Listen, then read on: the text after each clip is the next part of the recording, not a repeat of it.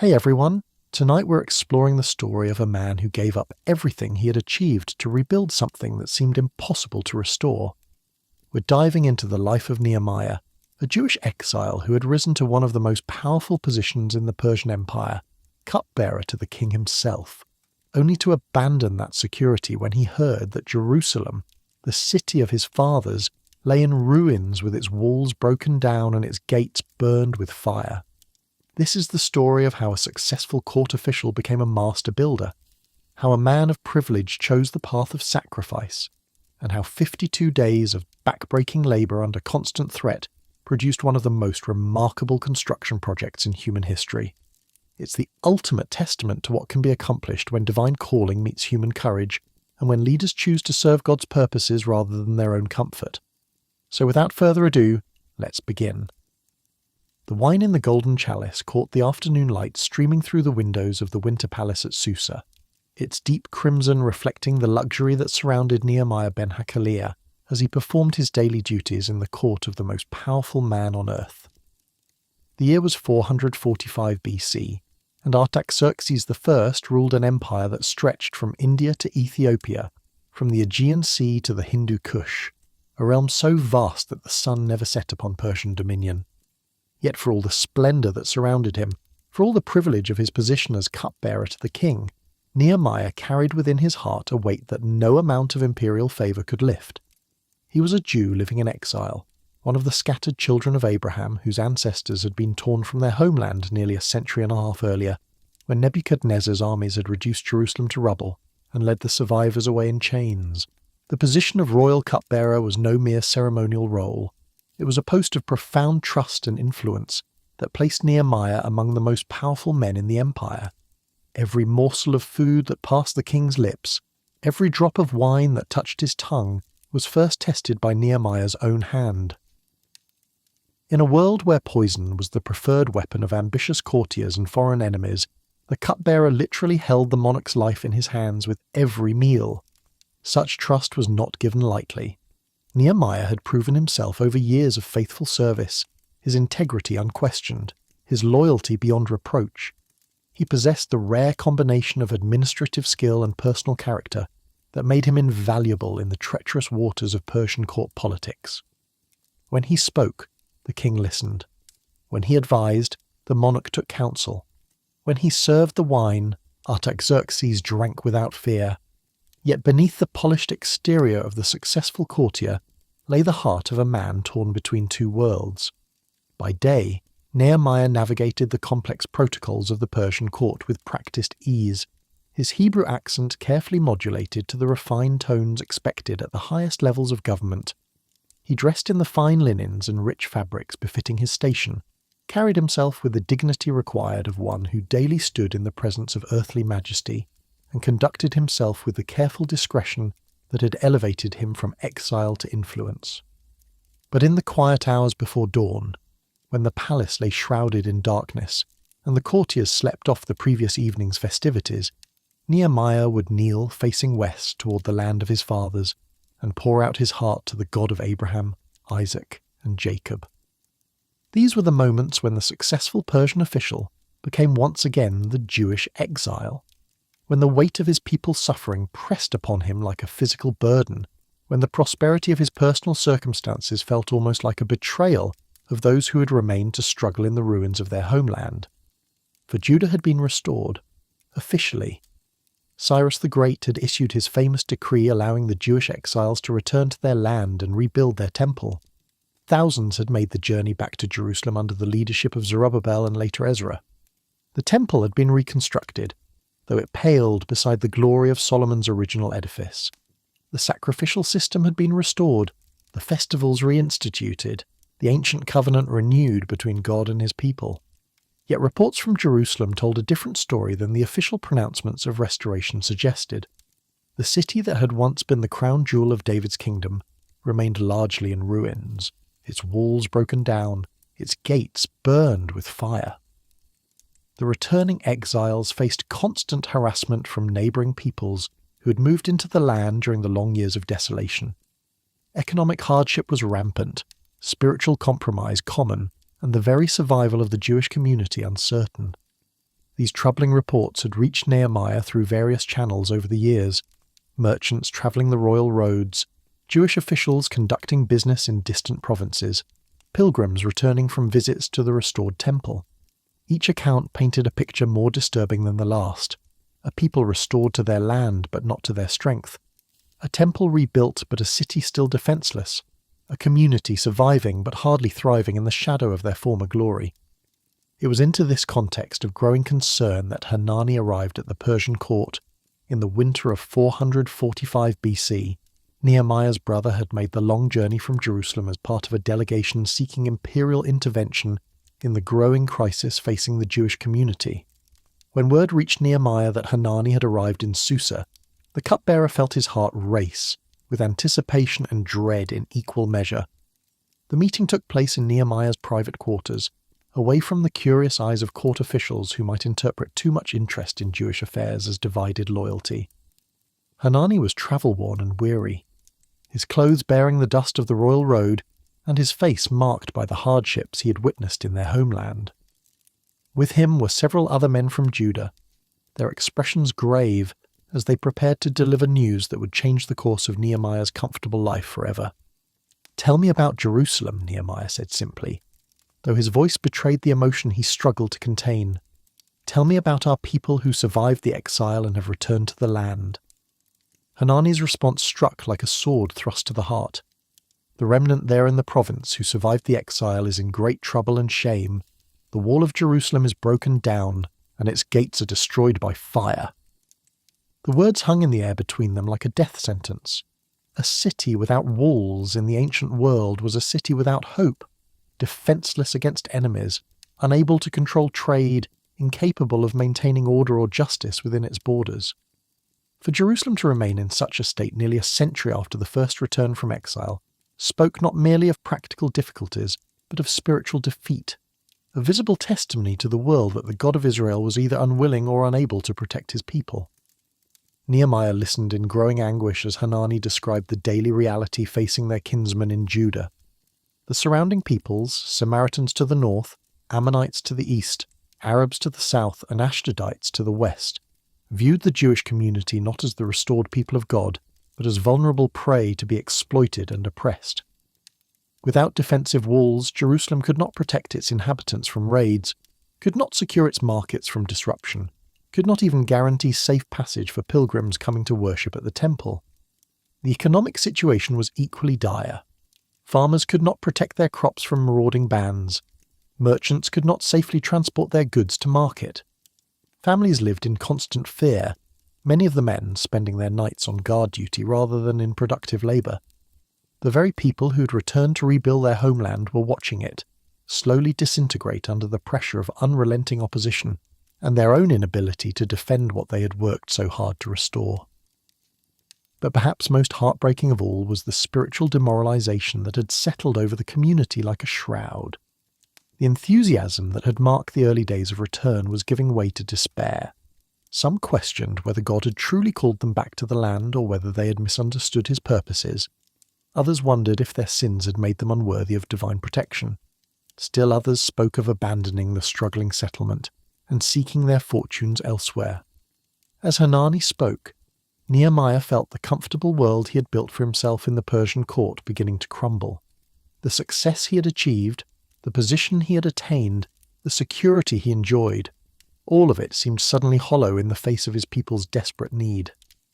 How could he continue to prosper in exile, while his kinsmen struggled in the very land God had promised to Abraham? How could he serve wine to a pagan king while the city of David lay defenceless and broken? When his brother and the other delegates had finally departed, leaving Nehemiah alone with the devastating knowledge they had brought, the cupbearer did what his position and upbringing had trained him never to do in public. He wept. The tears came not in a brief moment of emotion, but in great racking sobs that seemed to pour out years of suppressed longing and newly awakened anguish. For days afterward, Nehemiah could barely function in his official duties. The man who had been known for his steady competence and unflappable demeanour now moved through the palace like one walking in a dream or a nightmare. He ate little, slept less, and found himself constantly distracted from the elaborate protocols that governed court life. More troubling still, his carefully maintained composure began to crack during his official duties. The king, who had grown accustomed to Nehemiah's reliable presence and confident manner, began to notice the change in his trusted servant's demeanour. In a court where showing personal distress could be interpreted as disloyalty or weakness, Nehemiah's obvious anguish was not only professionally dangerous, but potentially life-threatening. Yet try as he might, the cupbearer could not force himself back into the comfortable patterns of court life. Every time he lifted the royal chalice to test the king's wine, he thought of his people drinking from broken cisterns. Every time he served the elaborate feasts that marked Persian court life, he remembered families in Jerusalem who struggled to put bread on their tables. Every time he walked through the magnificent halls of the Winter Palace, he saw in his mind's eye the broken walls and burned gates of the city that should have been the crown jewel of his people's restored nation. Something had awakened in Nehemiah that could not be put back to sleep, a sense of calling that transcended personal comfort and professional success. The reports from Jerusalem had not merely informed him of a distant crisis, they had revealed to him a purpose that made his current life seem like a betrayal of everything he claimed to believe about God and identity and responsibility. As winter gave way to spring in the 20th year of Artaxerxes' reign, Nehemiah found himself spending long hours in prayer, wrestling with questions that had no easy answers. Was he called to abandon his position of influence to personally help rebuild Jerusalem? Could he better serve his people by remaining in the Persian court and using his access to the king for their benefit? Was the burden he felt merely emotional reaction to tragic news, or was it something deeper, a divine summons to leave behind everything he had worked to achieve in service of something far greater and infinitely more dangerous? The answers to those questions would soon be provided in a way that left no room for doubt or delay. For the God who had used foreign kings to restore his people to their land was about to use a Jewish cupbearer to restore their dignity, their security, and their hope. The man who had learned to navigate the treacherous currents of imperial politics was about to discover that the greatest challenges lay not in the courts of earthly monarchs, but in the rubble-strewn streets of the city God had chosen as his own. Nehemiah's comfortable life of exile was drawing to a close, though he did not yet know it. Ahead lay a journey that would test every skill he had acquired, every relationship he had built, and every assumption he had held about the nature of service to God and man. The cupbearer was about to become a builder, and the building would demand everything he had to give. 4 months passed between the devastating news from Jerusalem and the moment when Nehemiah finally found the courage to act upon the burden that had been consuming his soul. 4 months of sleepless nights spent wrestling with prayer, of distracted days performing duties that seemed increasingly meaningless, of growing certainty that God was calling him to abandon the security of court life for the uncertain dangers of rebuilding a broken city. The transformation was not lost on those who served alongside him in the palace. Courtiers who had long envied Nehemiah's position and influence began to whisper among themselves about the cupbearer's obvious distress. Some speculated about hidden scandals or secret betrayals that might have compromised his standing with the king. Others wondered if he had received news of family disasters or personal losses that had shaken his usually unflappable composure. But it was Artaxerxes himself who finally confronted the change in his trusted servant's demeanour. The moment came in the spring of 445 BC, during one of the routine wine services that had become second nature to Nehemiah over his years of faithful service. As he approached the king with the customary cup, testing it carefully before presenting it to the royal lips, Artaxerxes studied his face with the penetrating gaze of a monarch accustomed to reading the hearts of men. "Why is your face sad?" the king asked, his voice carrying both concern and the subtle threat that always lurked beneath royal inquiries. "When you are not sick, this must be sadness of the heart." The question struck Nehemiah like a physical blow, not because it was unexpected, he had known this moment would come, but because it represented the point of no return. In the Persian court, showing personal distress in the presence of the king could be interpreted as disloyalty, discontent with royal service, or even harbouring treasonous thoughts. Many a courtier had lost position, fortune, and life for far less obvious displays of emotional turmoil, yet Nehemiah realised that this moment of apparent danger was actually the answer to 4 months of desperate prayer. God had orchestrated circumstances to create the very opening he needed to approach the king about Jerusalem's plight. What had seemed like a professional liability was revealed to be divine provision, though it would require courage of the highest order to seize the opportunity. "Let the king live forever," Nehemiah replied, using the traditional formula of respect while his heart hammered against his ribs. "Why should not my face be sad, when the city, the place of my father's graves, lies in ruins, and its gates have been destroyed by fire?" The words hung in the air between them, laden with implications that both men understood perfectly. Nehemiah had just declared his emotional attachment to a city far from Susa, a loyalty that transcended his service to the Persian crown. In lesser hands, such a statement could have been interpreted as divided allegiance or even treason. But the years of faithful service, the countless demonstrations of loyalty, the absolute trust that had developed between king and cupbearer, created a context in which honesty might be received as virtue rather than punished as betrayal. Artaxerxes studied his servant's face for what seemed like an eternity, his own expression unreadable. Behind the king's eyes, Nehemiah could almost see the calculations taking place, weighing past service against present risk, considering the political implications of what was being requested without being directly asked. Finally, the monarch spoke the words that would change the course of history. "What are you requesting?" Before answering, Nehemiah did something that had become as natural to him as breathing. He sent up a silent prayer to the God of heaven. Even in this moment of supreme earthly importance, standing before the most powerful man on earth, the Jewish exile's first instinct was to seek divine guidance and strength. The prayer lasted only seconds, but it connected Nehemiah to a source of authority higher than any earthly throne, and reminded him that his ultimate allegiance belonged not to Persia, but to the covenant-keeping God of Israel. "If it pleases the king," Nehemiah began, his voice steady despite the magnitude of what he was about to request, "and if your servant has found favour in your sight, that you send me to Judah, to the city of my father's graves, that I may rebuild it." The request was audacious beyond measure. Here was a trusted palace official asking for permission to leave his prestigious position and travel to a distant province to undertake a massive construction project in a city that had been a source of trouble for the empire. Jerusalem's history of rebellion was well known in Persian administrative circles. Previous attempts at rebuilding had been halted by royal decree when neighbouring officials had complained about the potential for renewed Jewish independence. Yet Artaxerxes did not immediately reject the proposal. Instead, he asked a question that revealed both his practical wisdom and his genuine affection for his cupbearer. "How long will your journey be, and when will you return?" The question implied consent, and Nehemiah's heart leaped with hope, even as his mind raced to provide specific details that would make his request as acceptable as possible. He set a time for his return, probably estimating a period of several years, though the exact length is not recorded, and began to outline the practical steps that would be necessary to accomplish his mission. But Nehemiah was too experienced in palace politics to settle for verbal permission alone. Understanding that he would face opposition from provincial officials and neighbouring peoples, he requested written credentials that would establish his authority and guarantee his safety. "If it pleases the king," he continued, "let letters be given me to the governors of the province beyond the river, that they may let me pass through until I come to Judah, and a letter to Asaph, the keeper of the king's forest, that he may give me timber to make beams for the gates of the fortress that is by the temple, and for the wall of the city, and for the house that I shall occupy."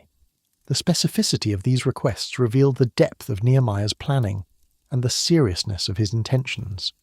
He had not made his proposal impulsively, but had thought through the practical requirements of rebuilding Jerusalem's defences. He knew he would need safe passage through potentially hostile territories, official authorization to commandeer building materials, and clear documentation of royal support for his mission.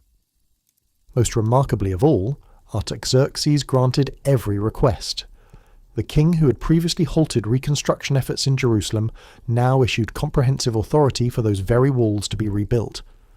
The transformation was so complete that Nehemiah could only attribute it to divine intervention.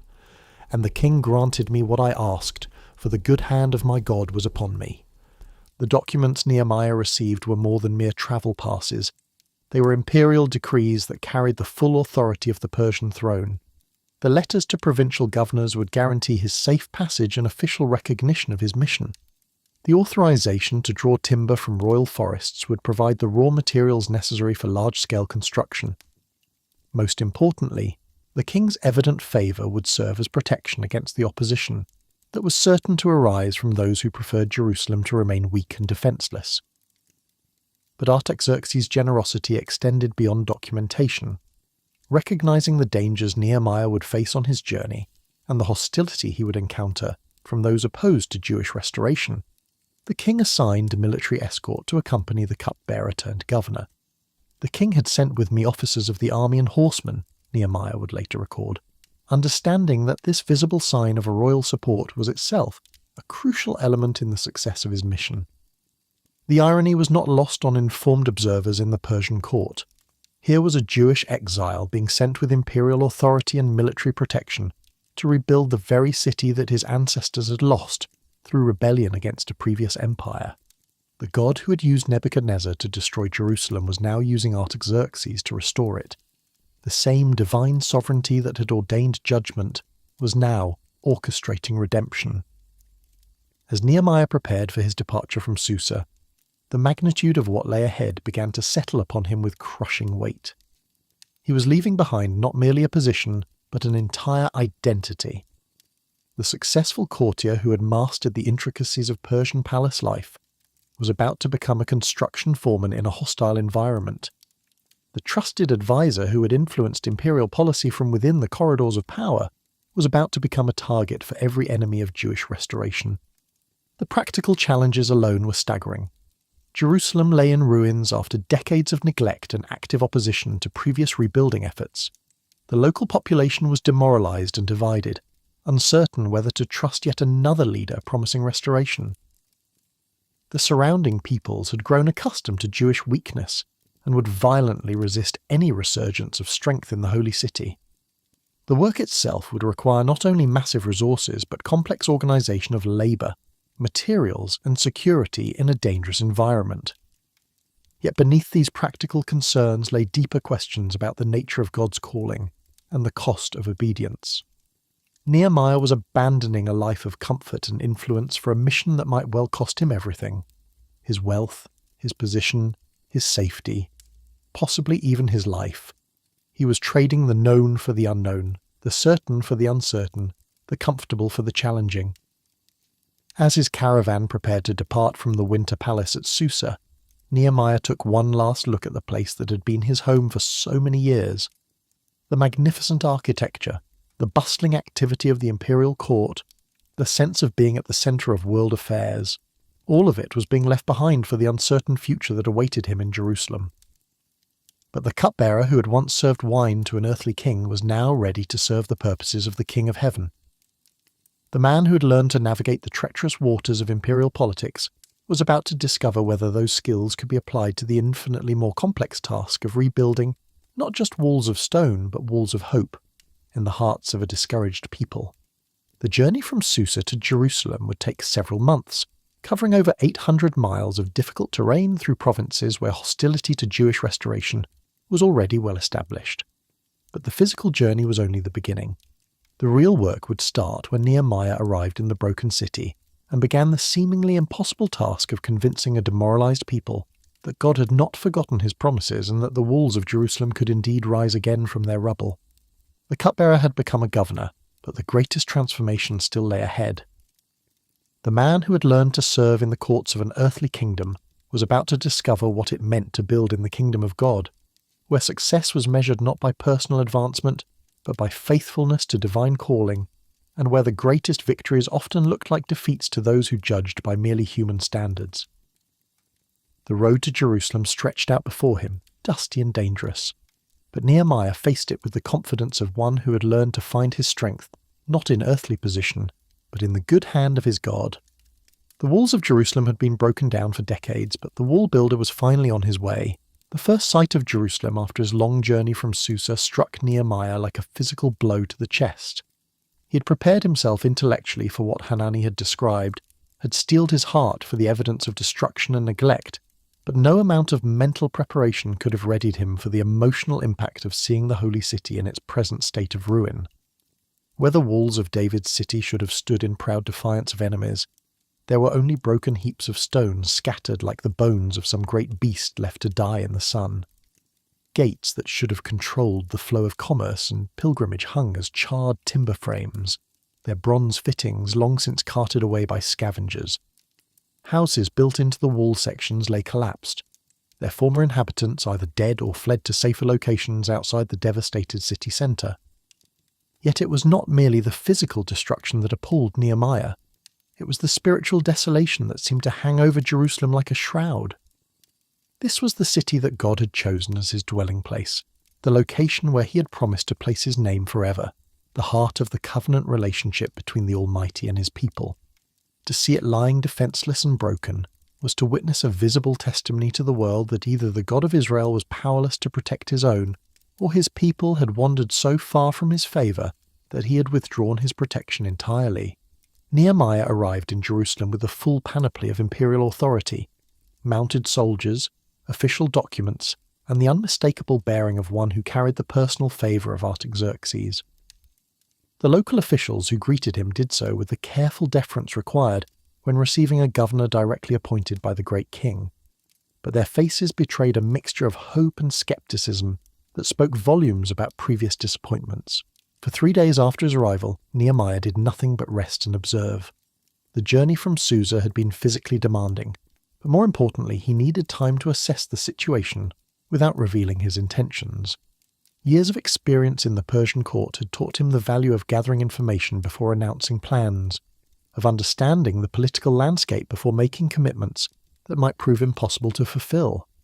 During those initial days, he met with the existing Jewish leadership, the priests who maintained the temple services, the nobles who had remained in the city during the long years of exile, the merchants who struggled to conduct business in an undefended city. Each conversation revealed new layers of complexity in the challenges facing Jerusalem. The immediate physical problems were obvious enough. Without defensive walls, the city could not control access to its markets, could not collect taxes from merchants, could not even guarantee the safety of pilgrims coming to worship at the temple.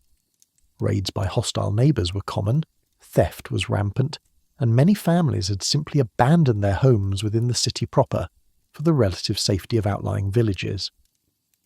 But the deeper issues were spiritual and psychological. Years of repeated setbacks had left the population demoralised and divided. Some blamed their troubles on insufficient devotion to the law, others on political compromises with foreign powers, still others on the judgment of God for sins they could not even identify. The unity that had characterised the early days of return under Zerubbabel and Ezra had given way to factional disputes and mutual recrimination. Most troubling of all was the growing influence of neighbouring peoples, who had moved into the land during the exile and now viewed any resurgence of Jewish strength as a threat to their own interests. Sanballat the Horonite governed Samaria to the north and considered himself the legitimate authority over all of Palestine. Tobiah the Ammonite had established himself as a power broker in the region and had even married into prominent Jewish families to cement his influence.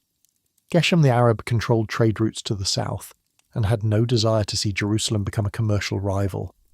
These men had heard of Nehemiah's arrival and were already moving to oppose any attempts at restoration.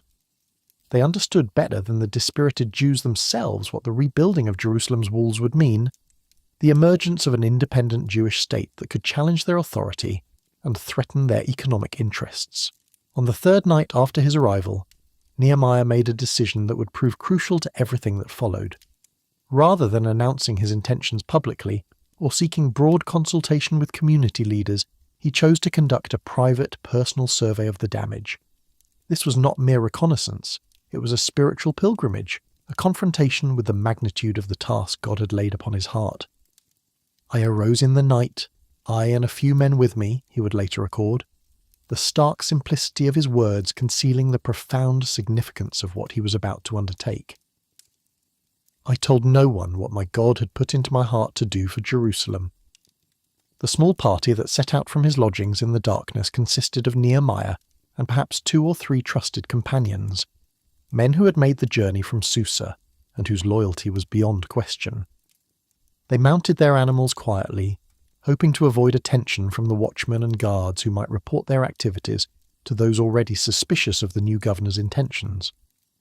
The route they followed traced the ancient boundaries of the Holy City, beginning at the Valley Gate on the western side and proceeding south toward the Dung Gate. Even in the darkness, Nehemiah could see the extent of the devastation. Massive stones that had once formed the foundation of the wall lay scattered in heaps, many of them cracked and blackened by the fires that had raged when Jerusalem fell to Nebuchadnezzar's armies. At the Fountain Gate, the destruction was so complete that Nehemiah's mount could no longer find safe passage through the rubble. "The animal that was under me could not pass," he noted, forcing the small party to dismount and continue their survey on foot. Here, where water had once flowed freely to supply the city's needs, broken masonry choked the ancient channels and rendered the vital infrastructure useless.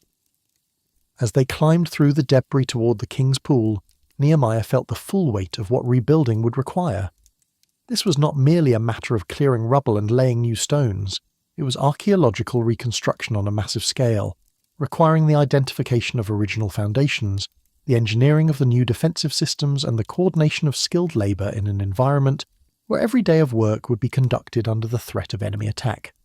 The night survey continued past the Dragon Spring and around to the Refuse Gate, each location revealing new evidence of systematic destruction. This had not been the casual damage of a brief siege, but the methodical demolition of a city's defences by conquerors determined to ensure that Jerusalem would never again pose a threat to imperial authority. Every gate had been burned, every wall section breached, every defensive tower reduced to rubble. Yet as Nehemiah picked his way through the ruins in the darkness, something began to stir within his heart that transcended the despair he might have been expected to feel. This broken city was not merely a construction project. It was the focal point of God's covenant promises to his people. These scattered stones were not just building materials, they were the remnants of David's city, Solomon's glory, the place where the presence of the Almighty had dwelt among men. By the time the small party had completed their circuit and returned to their starting point, the first hints of dawn were beginning to lighten the eastern sky. Nehemiah had seen enough to understand exactly what lay ahead. Months of back-breaking labour under constant threat, the coordination of thousands of workers with no previous experience in military engineering, the procurement of massive quantities of stone and timber in a region already stripped of resources by decades of conflict.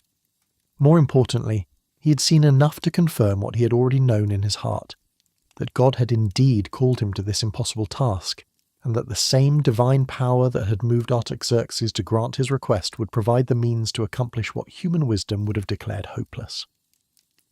The following morning, Nehemiah called together the existing leadership of Jerusalem, the priests, the nobles, the officials, and the people who would do the work. The time for private reconnaissance was over. The moment had come to reveal his purpose and challenge his people to attempt something that would require faith beyond their current capacity and courage, greater than their recent experience had provided. Standing before them in the harsh light of day, with the evidence of destruction visible all around them, Nehemiah spoke words that would echo through the centuries. "You see the trouble we are in. Jerusalem lies in ruins, and its gates are burned with fire. Come, let us rebuild the wall of Jerusalem, so that we may no longer suffer disgrace." The response he received was not immediate enthusiasm, but the cautious questioning of people who had learned to distrust grand promises. They had heard similar declarations before, had seen previous efforts fail, had witnessed the opposition that inevitably arose whenever anyone attempted to restore Jewish strength and independence. But when Nehemiah produced the royal letters that authorized his mission, when he displayed the king's seal that guaranteed imperial support, when he spoke of the good hand of his God that had been upon him throughout his journey, something began to change in the assembled crowd. Hope, long dormant, began to stir in hearts that had almost forgotten what it felt like to believe that change was possible. "Let us rise up and build," they declared. And in those words Nehemiah heard the echo of Joshua's ancient challenge to the people of Israel as they prepared to possess their promised land. The impossible was about to become inevitable, but only because a cupbearer from Susa had learned to find his strength not in earthly authority, but in the good hand of the God who specializes in building hope from the rubble of broken dreams. The work was about to begin, and with it would come opposition more fierce than anything Nehemiah had faced in the treacherous politics of the Persian court. But the walls would rise, stone upon stone, because the people had finally found a leader who understood that the greatest construction projects are not built with hands alone but with hearts surrendered to the purposes of the Almighty. The transformation that swept through Jerusalem in the weeks following Nehemiah's challenge was nothing short of miraculous. A people who had grown accustomed to resignation and defeat suddenly blazed with purposeful energy. Families who had not spoken to each other in years found themselves working side by side. Priests abandoned their temple duties to haul stones, nobles exchanged their fine robes for workers' clothing, and children too young for heavy labour appointed themselves water-bearers and messengers for the construction crews.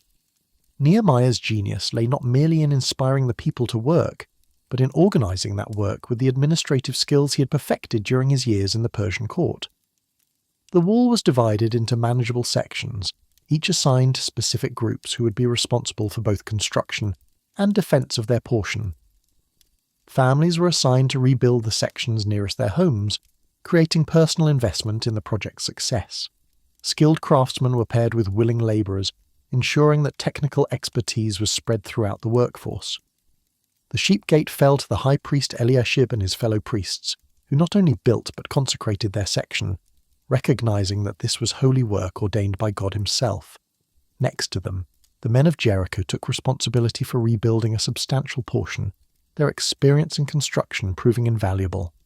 The fish gate was assigned to the sons of Hassanah, who rebuilt it complete with beams, doors, bolts, and bars, the full defensive apparatus necessary for a functioning city gate. But it was the enthusiasm of those who had never before wielded hammer or trowel that most amazed Nehemiah. Jediah worked on the section opposite his house, turning the defence of the city into the defence of his family's security. The Tekoites repaired their assigned section, with such vigour that they were given a second portion to rebuild, though their nobles disdained to put their necks to the service of their lord. From the Tower of the Furnaces to the Broad Wall, from the Valley Gate to the Dung Gate, the sound of construction filled the air from dawn to dusk. The ring of hammers on stone, the scrape of mortar being spread, the calls of workers coordinating their efforts, these became the new music of Jerusalem, drowning out the lamentations that had echoed through the broken city for so many years. Yet even as the walls began to rise from their foundations, opposition was gathering like storm clouds on the horizon. Sanballat the Horonite, governor of Samaria, watched the construction with growing alarm. For decades he had considered himself the de facto ruler of all Palestine, collecting tribute from the scattered Jewish settlements and maintaining order through a careful balance of cooperation and intimidation. The emergence of a fortified Jerusalem threatened to upset that balance entirely. Tobiah the Ammonite, whose family had intermarried with prominent Jews and who had established himself as a power broker in the region, saw his influence beginning to wane as the people rallied around Nehemiah's leadership. His carefully cultivated network of relationships and obligations meant nothing if Jerusalem became strong enough to assert its independence from his machinations. Geshem the Arab, who controlled the trade routes south of Jerusalem, understood that a fortified city would inevitably seek to control and tax the commercial traffic that passed through its territory. His profits depended on weak, divided Jewish settlements that could not challenge his monopoly over regional commerce. The initial response of these enemies was mockery and ridicule, weapons that had proven effective against previous attempts at restoration.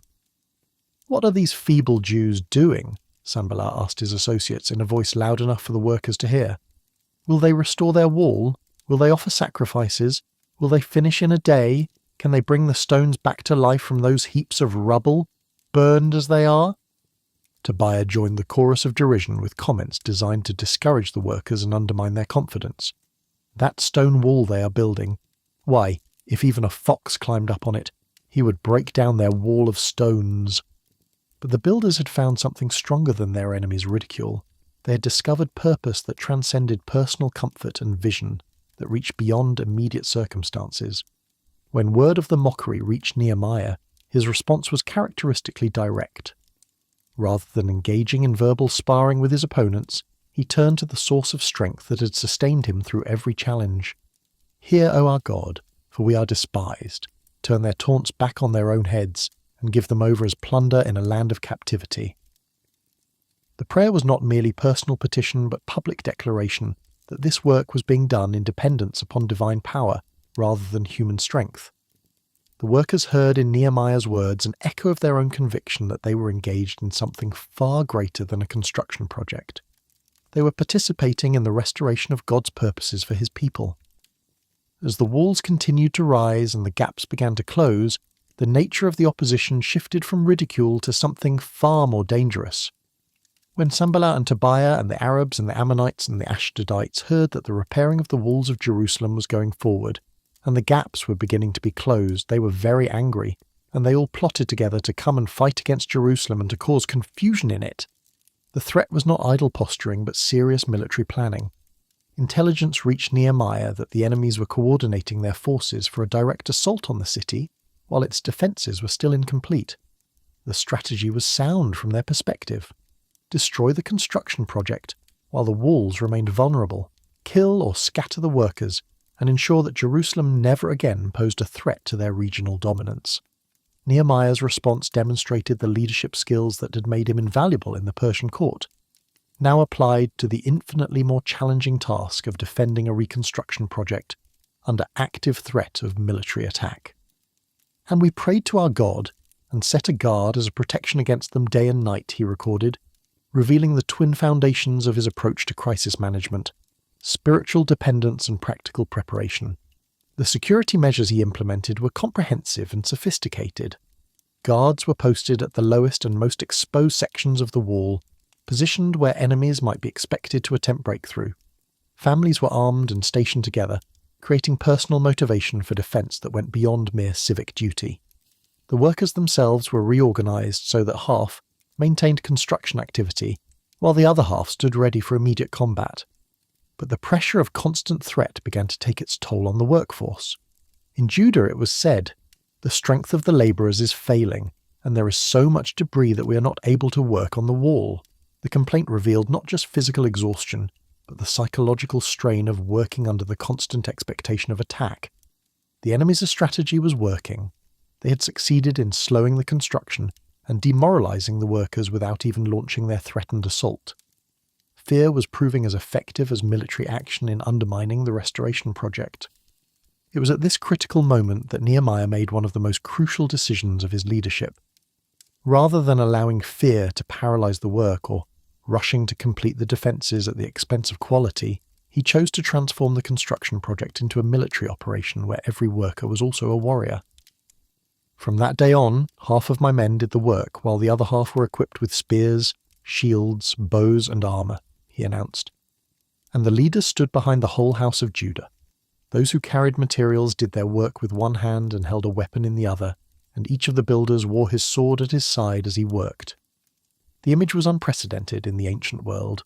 Construction workers labouring with tools in one hand and weapons in the other, masons laying stones while wearing swords, families building walls while prepared to defend them at a moment's notice. It was a visible declaration that the people of Jerusalem had decided their restoration was worth fighting for, that they would not be intimidated into abandoning what God had called them to accomplish. A trumpeter was stationed beside Nehemiah, ready to sound the alarm that would bring the entire workforce running to any point where attack materialized. "The work is extensive and spread out, and we are widely separated from each other along the wall," Nehemiah explained to his people. "Wherever you hear the sound of the trumpet, join us there. Our God will fight for us."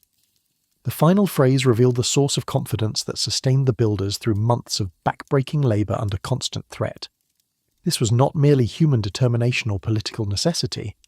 This was divine calling, and the God who had moved Artaxerxes to authorize the project would provide the strength to complete it. As summer gave way to autumn in the 20th year of Artaxerxes' reign, the walls of Jerusalem continued to rise despite every effort to stop them. Section by section, stone by stone, the broken defences were being restored by a people who had learned that the greatest obstacles to God's purposes are often overcome not by avoiding opposition, but by persevering through it, with faith that transforms workers into warriors and construction sites into battlegrounds, where heaven's purposes prevail over earth's resistance. The enemies who had expected to crush the project through intimidation were discovering that they had instead created something far more dangerous to their interests, a unified people willing to fight for their future, led by a man who understood that the greatest walls are built not just with stone and mortar, but with courage and conviction that no earthly power can ultimately destroy. The moment of triumph came with startling suddenness after months of grinding labour and constant vigilance. On the 25th day of Elul, just 52 days after the reconstruction had begun in earnest, the last stone was fitted into place, and the gates of Jerusalem swung shut for the first time in over a century. The walls that had lain in ruins since Nebuchadnezzar's devastating assault now stood complete, their ancient strength restored and their defensive integrity re-established.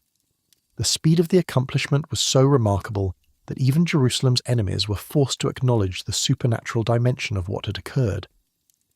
And when all our enemies heard of it, all the nations around us were afraid and fell greatly in their own esteem, Nehemiah recorded, for they perceived that this work had been accomplished with the help of our God. Sanballat the Horonite, who had confidently predicted the failure of the Jewish restoration, now found himself confronting a fortified city that could control access to the central hill country and challenge his authority throughout the region. Tobiah the Ammonite, whose network of family relationships and political obligations had seemed to guarantee his influence over Jewish affairs, discovered that his carefully cultivated connections meant little when the people had found unity under strong leadership. Geshem the Arab, who had counted on continued Jewish weakness to maintain his monopoly over regional trade routes, now faced the prospect of dealing with a city that could demand tribute from merchants passing through its territory. Yet even as the external threat receded in the face of completed fortifications, Nehemiah discovered that the greatest challenges to Jerusalem's restoration lay not beyond the walls, but within them. The unity that had characterized the construction project began to fragment as soon as the immediate external pressure was removed. Old divisions reasserted themselves, long-standing grievances surfaced, and the enthusiasm that had sustained the builders through months of back-breaking labour gave way to the more complex work of actually governing a restored community. The first crisis revealed itself in an economic form that cut to the heart of Jewish society and threatened to destroy from within what external enemies had failed to destroy from without. A great outcry arose from the people and their wives against their Jewish brothers, not about foreign oppression or external threats, but about exploitation and injustice within the covenant community itself. "We are mortgaging our fields, our vineyards, and our houses to get grain because of the famine," some complained, their voices heavy with the desperation of families facing starvation. Others cried out about the crushing burden of taxation required to meet Persian imperial demands. "We have borrowed money for the king's tax on our fields and our vineyards." Still others had reached the ultimate degradation of selling their own children into slavery to fellow Jews. "We have sold our daughters to be slaves, and some of our daughters have been enslaved, but it is not in our power to redeem them, for other men have our fields and our vineyards." The crisis struck Nehemiah with devastating force, not merely because of its practical implications, but because of its spiritual significance. Here were people who had just demonstrated their willingness to sacrifice everything for the restoration of Jerusalem, now discovering that their own leaders and wealthy neighbours were exploiting their devotion for personal profit. The very unity that had made the wall construction possible was being destroyed by greed and injustice that made a mockery of everything they claimed to believe about covenant community. The anger that burned within Nehemiah was righteous fury at the betrayal of everything the restoration was supposed to represent. "I was very angry when I heard their cry and these words," he recorded, but his response demonstrated the leadership maturity that had been forged through years of navigating complex political challenges. Rather than acting in the heat of emotion, he gave careful consideration to the situation and then confronted the problem with the full force of moral authority. "What you're doing is not good," he declared to the nobles and officials who had been profiting from their neighbours' distress. "Should you not walk in the fear of our God to prevent the taunts of the nations our enemies?" The rebuke was devastating precisely because it was accurate. Their behaviour was providing ammunition for the very enemies who had sought to destroy the restoration project through military action. But Nehemiah did not stop with mere condemnation. Having identified the problem, he demanded immediate and comprehensive solution. "Return to them this very day their fields, their vineyards, their olive orchards, and their houses, and the percentage of money, grain, wine, and oil that you have been exacting from them." The demand was economically staggering and legally unprecedented. Nehemiah was requiring the complete forgiveness of debts that represented vast sums of money and the return of property that had been legally acquired through foreclosure proceedings. By any normal standard of ancient jurisprudence, his requirements were outrageous and unenforceable. Yet the moral authority he had earned through his own sacrificial leadership made resistance impossible. The nobles and officials could not challenge his demands without exposing their own greed and hypocrisy. "We will restore these and require nothing from them," they promised. "We will do as you say." Nehemiah understood that promises made under public pressure might be conveniently forgotten once the immediate crisis passed. To ensure lasting compliance, he called the priests to administer a formal oath that would bind the participants before God and the community. Then, in a gesture that demonstrated both the seriousness of the commitment and the consequences of breaking it, he shook out the folds of his garment and declared, "So may God shake out every man from his house and from his labour who does not keep this promise. So may he be shaken out and emptied." The dramatic gesture had its intended effect, and all the assembly said Amen and praised the Lord, and the people did as they had promised. The economic crisis that had threatened to tear the community apart was resolved not through legislation or force, but through moral leadership that appealed to the highest values of covenant relationship. But Nehemiah's response to the internal crisis went beyond addressing immediate symptoms to modelling the kind of leadership that could prevent such problems from recurring. Throughout his 12-year tenure as governor, he refused to accept the food allowance that was his legal right, understanding that his example would set the standard for all who served under him. "The former governors who were before me laid heavy burdens on the people and took from them for their daily ration 40 shekels of silver," he explained. "Even their servants lorded it over the people, but I did not do so because of the fear of God." The contrast was deliberate and pointed. While previous leaders had used their positions to enrich themselves at the people's expense, Nehemiah chose to use his resources to strengthen the community he had been called to serve. His personal sacrifice was comprehensive and sustained. Rather than building a lavish governor's residence, he maintained a simple household. Rather than demanding tribute from the people he governed, he fed as many as 150 Jews and officials at his own table daily. Rather than accumulating land and wealth as other governors had done, he devoted his resources entirely to the work of restoration. Moreover, from the time that I was appointed to be their governor in the land of Judah, from the 20th year to the 32nd year of Artaxerxes the king, 12 years, neither I nor my brothers ate the food allowance of the governor, he would later record, but all of them were gathered there at my table, Jews and officials, 150 men, besides those who came to us from the nations that were around us. The financial burden was enormous. Feeding 150 people daily required resources that would have strained even a wealthy household. But Nehemiah understood that leadership in the kingdom of God required sacrifice rather than self-enrichment. His example created a standard of public service that transformed the entire culture of governance in restored Jerusalem. Yet even as internal unity was restored through justice and sacrificial leadership, external enemies continued their efforts to undermine the restoration through more subtle means. Unable to destroy the project through military threat or economic pressure, Sanballat and his allies turned to personal attacks designed to isolate Nehemiah from his supporters and compromise his effectiveness as a leader. "Come and let us meet together at Hakephirim in the plain of Ono," came the seemingly innocent invitation from Sanballat and Geshem. The proposal was presented as an opportunity for diplomatic dialogue, a chance to resolve their differences through negotiation rather than continued confrontation. But Nehemiah's experience in Persian court politics had taught him to recognize assassination plots disguised as peace negotiations. The plain of Ono was strategically located between territories controlled by his enemies, offering them the opportunity to eliminate him while maintaining plausible deniability about his disappearance. His response was characteristically direct. "I am doing a great work and I cannot come down. Why should the work stop while I leave it and come down to you?" 4 times they sent the same invitation, and 4 times he gave the same answer, refusing to be drawn away from the work God had called him to accomplish.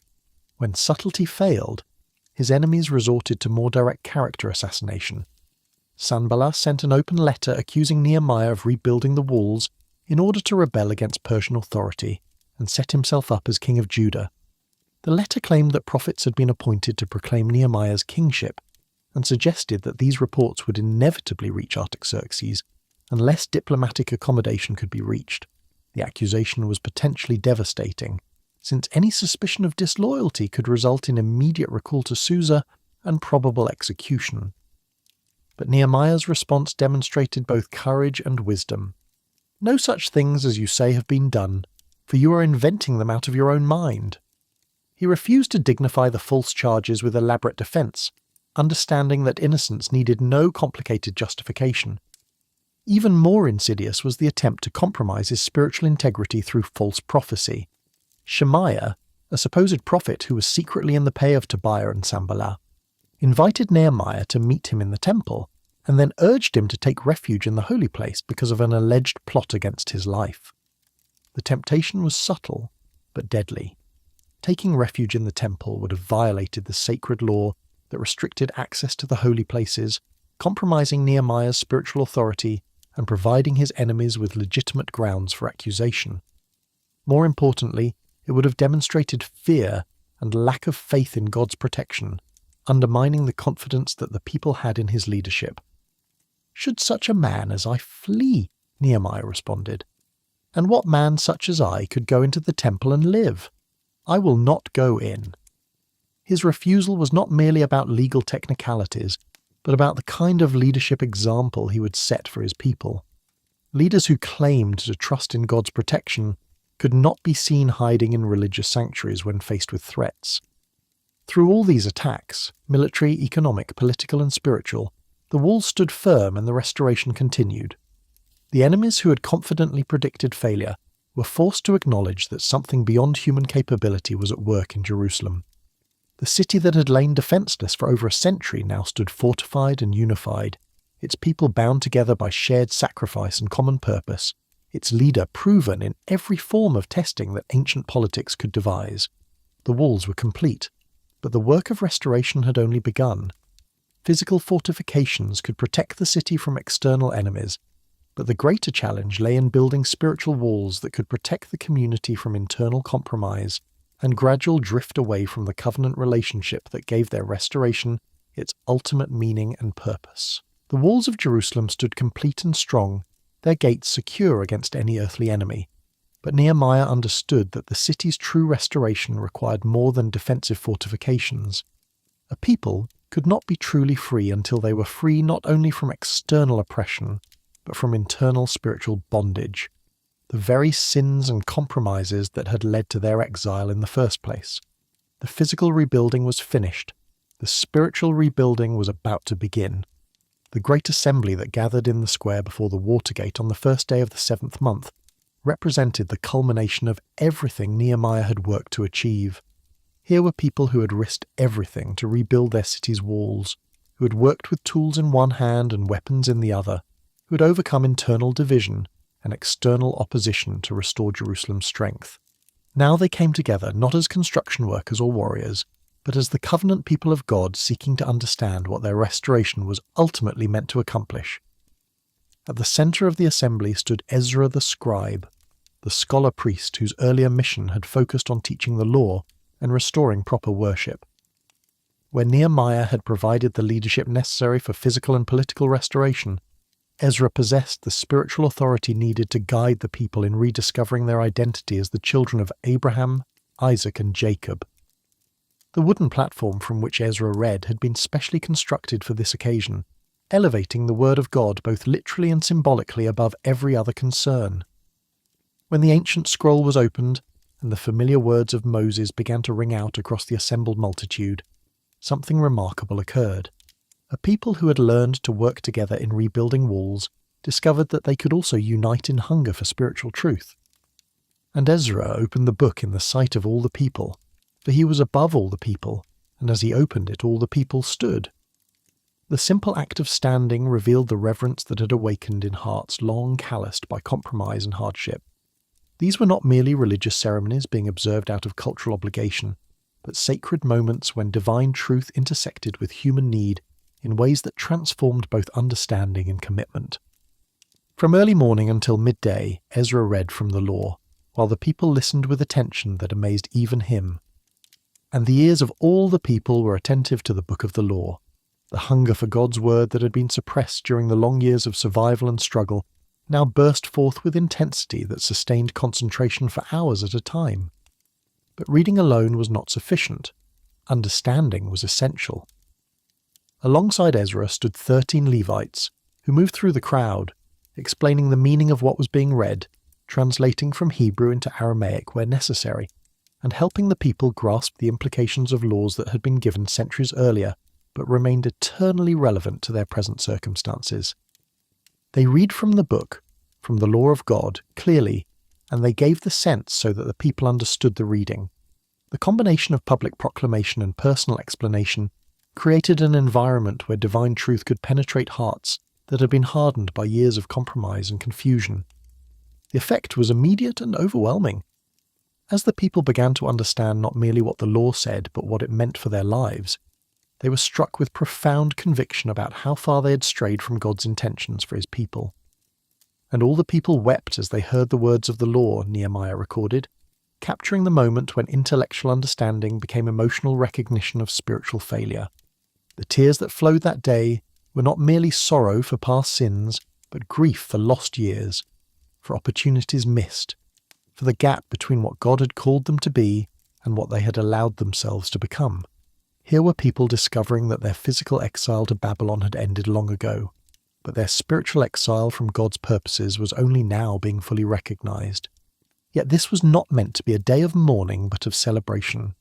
Nehemiah and Ezra, understanding that conviction without hope leads to despair, quickly redirected the people's focus from their failures to God's faithfulness.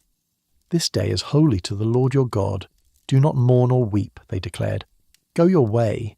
Eat the fat and drink sweet wine, and send portions to anyone who has nothing ready, for this day is holy to our Lord. And do not be grieved, for the joy of the Lord is your strength." The instruction to feast rather than fast, to celebrate rather than mourn, to share abundance rather than hoard resources, revealed the true character of spiritual restoration. God's purpose in revealing his law was not to crush his people under the weight of their failures, but to liberate them into the joy of renewed relationship with him. The feast that followed became a demonstration of covenant community at its finest. Families who had worked together on the walls now celebrated together at tables, laden with the best food they could provide. The sharing of portions with those who had nothing ready transformed individual celebration into community-wide participation in God's goodness. And all the people went their way to eat and drink and to send portions and to make great rejoicing, because they had understood the words that were declared to them. The joy that characterized that day was not superficial happiness, but deep satisfaction that comes from rediscovering purpose and identity that had been lost. The following day brought an even more remarkable discovery. The leaders of families, along with the priests and Levites, gathered around Ezra to study the law more deeply, and in their reading they found instructions for observing the Feast of Booths, a celebration that had been largely forgotten during the long years of exile and struggle. The feast required the people to construct temporary shelters from tree branches and live in them for 7 days, commemorating their ancestors' journey through the wilderness and God's faithful provision during that formative period. And they found it written in the law, which the Lord had commanded by Moses, that the people of Israel should live in booths during the feast of the 7th month. The response was immediate and enthusiastic.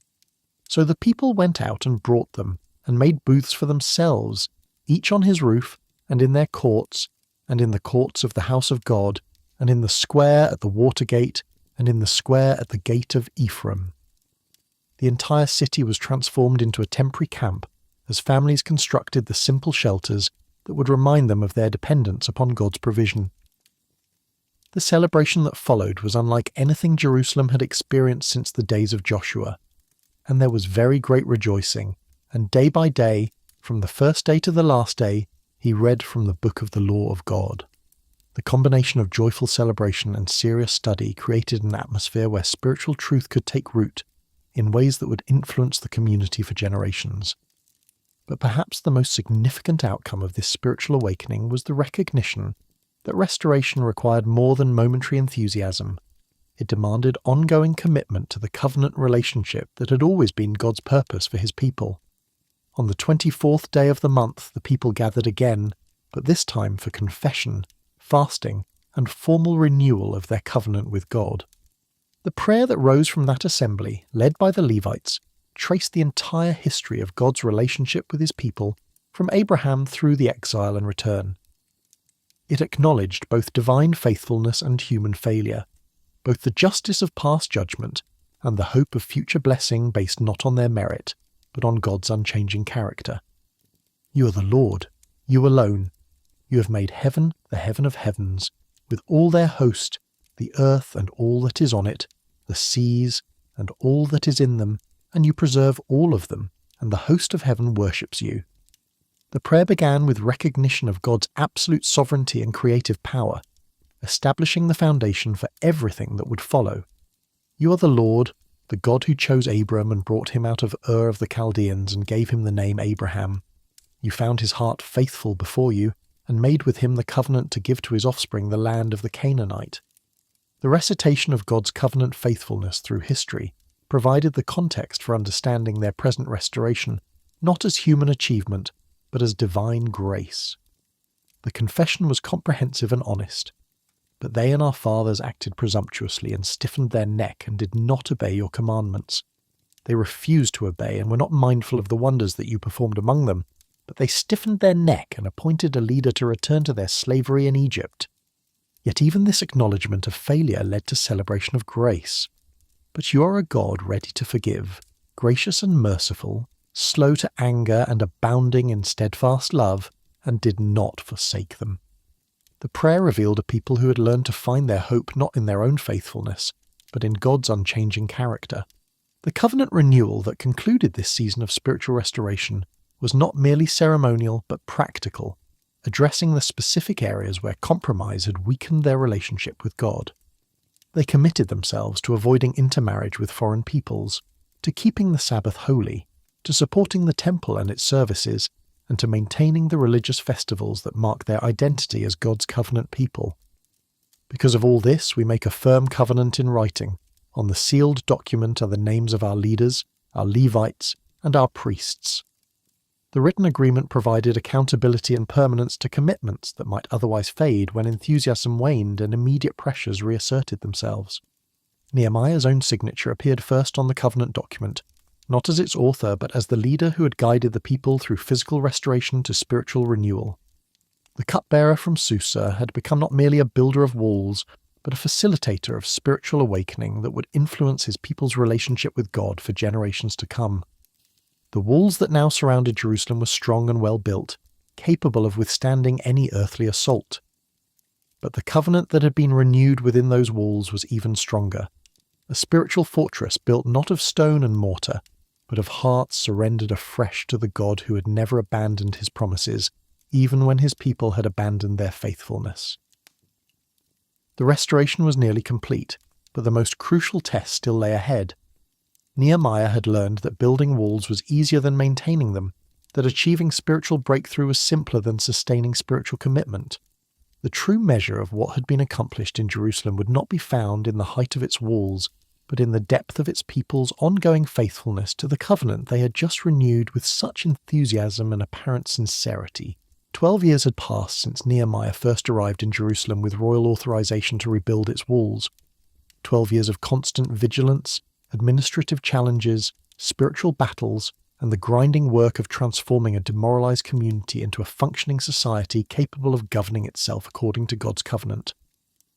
Now, in the 32nd year of Artaxerxes' reign, the time had come for the cupbearer turned governor to honour his original commitment and return to the Persian court. The journey back to Susa was bittersweet, marked by the satisfaction of having accomplished what many had declared impossible, but shadowed by concern about whether the reforms he had implemented would survive his absence. Nehemiah had learned that human nature remains constant regardless of covenant commitments, that the enthusiasm generated by crisis often fades when immediate pressures are removed, and that maintaining spiritual momentum requires vigilance that extends far beyond the initial breakthrough. His concerns proved prophetic. The reports that eventually reached him in the Persian capital painted a troubling picture of gradual compromise and systematic erosion of the very reforms for which he had sacrificed so much. The covenant that had been signed with such ceremony, the commitments that had been made with such apparent sincerity, the spiritual awakening that had seemed so genuine, all were giving way to the same patterns of accommodation and compromise that had characterized Jewish society before his arrival. The most shocking news involved Eliashib the high priest, who had worked alongside Nehemiah during the wall construction and had participated in the covenant renewal with apparent enthusiasm. This spiritual leader, who should have been the guardian of temple purity and covenant faithfulness, had instead become the agent of its corruption by providing Tobiah the Ammonite with a large chamber within the temple complex itself. The accommodation was not merely a matter of poor judgment, but a direct violation of everything the restoration was supposed to represent. Tobiah was one of the primary enemies who had opposed the rebuilding from the beginning, who had mocked the workers and plotted military action against the city, who had attempted to assassinate Nehemiah through false prophecy and diplomatic deception.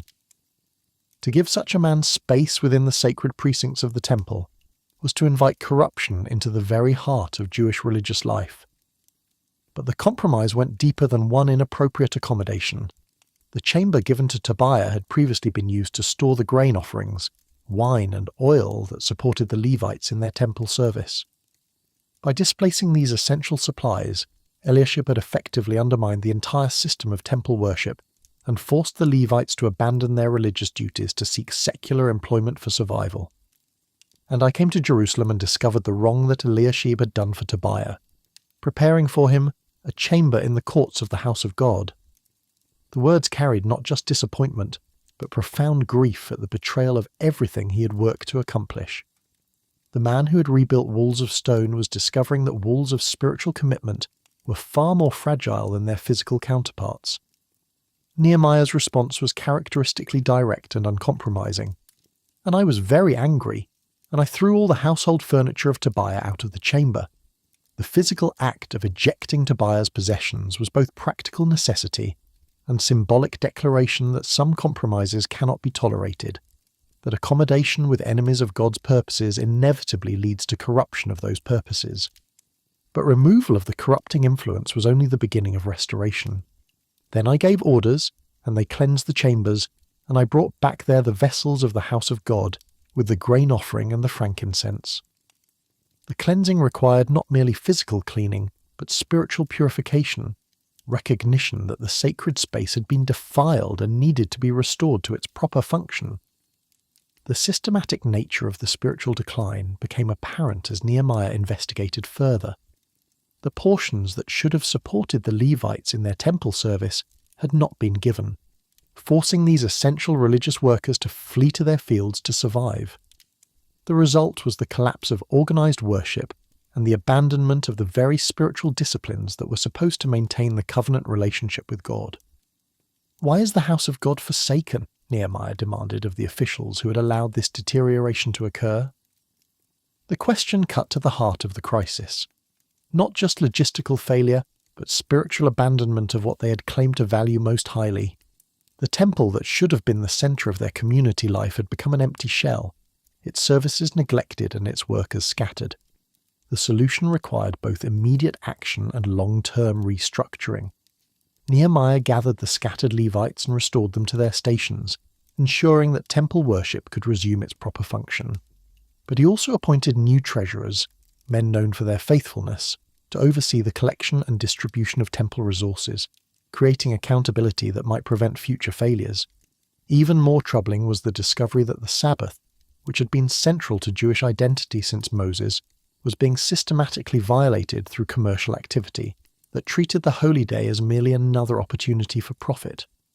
In those days I saw in Judah people treading wine presses on the Sabbath, and bringing in heaps of grain, and loading them on donkeys, and also wine, grapes, figs, and all kinds of loads, which they brought into Jerusalem on the Sabbath day. The violation was not merely technical, but theological, representing a fundamental misunderstanding of what the Sabbath was meant to accomplish in covenant community. The day that should have reminded them of God's sovereignty and their dependence upon his provision had become another opportunity for accumulating wealth and pursuing material advantage. Nehemiah's confrontation with the merchants revealed the extent to which commercial considerations had displaced spiritual priorities. "What is this evil thing that you're doing, profaning the Sabbath day?"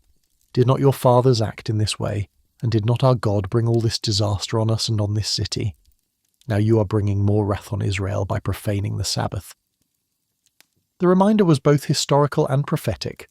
The same violations of covenant that had led to exile and destruction were being repeated by people who should have learned from their ancestors' mistakes. The walls that protected them physically could not protect them spiritually if they chose to abandon the very relationship with God that gave their restoration its meaning. The practical measures Nehemiah implemented to protect Sabbath observance were comprehensive and effective. The gates of Jerusalem were closed before sunset on Friday, and remained closed until after the Sabbath ended, preventing merchants from bringing their goods into the city.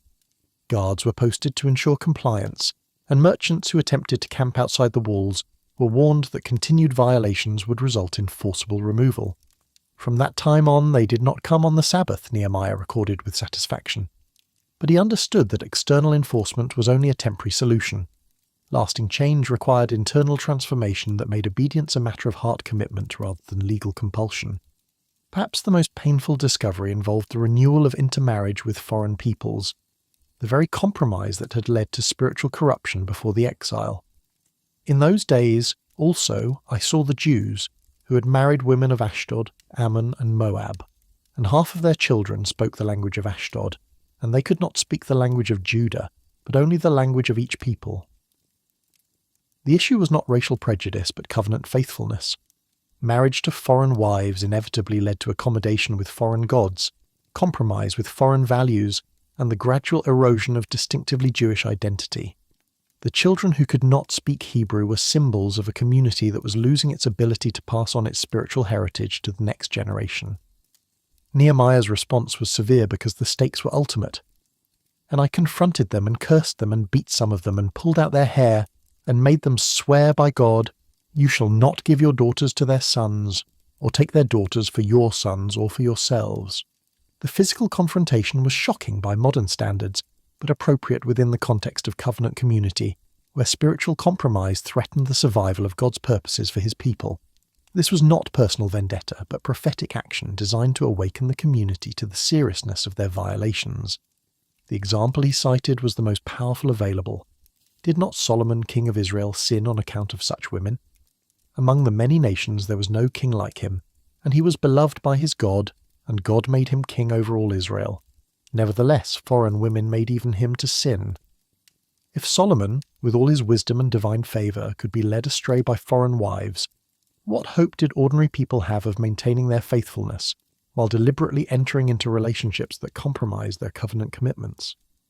The cleansing extended even to the priesthood itself, where one of the grandsons of the high priest had married a daughter of Sanballat the Horonite, creating a family connection with one of Jerusalem's primary enemies, and one of the sons of Jehoiada, the son of Eliashib the high priest, was the son-in-law of Sanballat the Horonite. Therefore I chased him from me. The action was necessary but heartbreaking, representing the cost of maintaining covenant faithfulness in a world where compromise seemed easier and more profitable than obedience. Leaders who should have been examples of faithfulness had instead become agents of corruption, requiring removal for the sake of community purity. As Nehemiah completed his final reforms and prepared for whatever future God had in store for him, he offered a prayer that summarized both his accomplishments and his deepest concerns. "Remember me, O my God, for good." The simple petition revealed a man who understood that ultimate validation comes not from human recognition, but from divine approval, not from temporary success, but from faithfulness to calling. The walls of Jerusalem stood strong and secure, testimony to what determined people could accomplish when united by common purpose and divine calling. The temple services had been restored, the Sabbath protected, the community purified of its most dangerous compromises.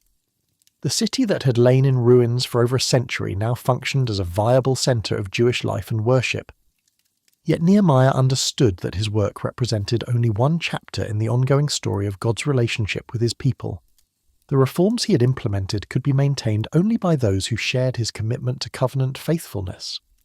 The spiritual awakening he had facilitated could continue only among people who valued their relationship with God more highly than their comfort or convenience.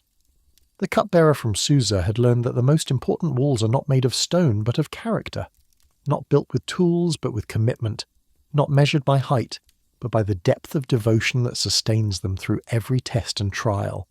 He had rebuilt the walls of Jerusalem, but more importantly, he had demonstrated that God still honours those who honour him, still uses ordinary people for extraordinary purposes, still accomplishes his will through servants willing to sacrifice personal advantage for the sake of his covenant community. The story of Nehemiah would inspire countless generations of believers who face their own moments of calling, their own opportunities to choose between comfort and commitment, their own chances to build something lasting for the glory of God. The walls he built around Jerusalem would eventually fall to later conquerors, but the example he set of faithful leadership would prove more durable than any fortress of stone. In the end, Nehemiah had discovered the secret that eludes most leaders in every generation, that true success is measured not by what we accomplish for ourselves, but by what we accomplish for God, not by the recognition we receive, but by the faithfulness we demonstrate, not by the positions we attain, but by the purposes we serve. The cupbearer had become a governor, but more importantly he had become a servant whose life demonstrated that the most profound walls are built in human hearts surrendered to the will of the Almighty.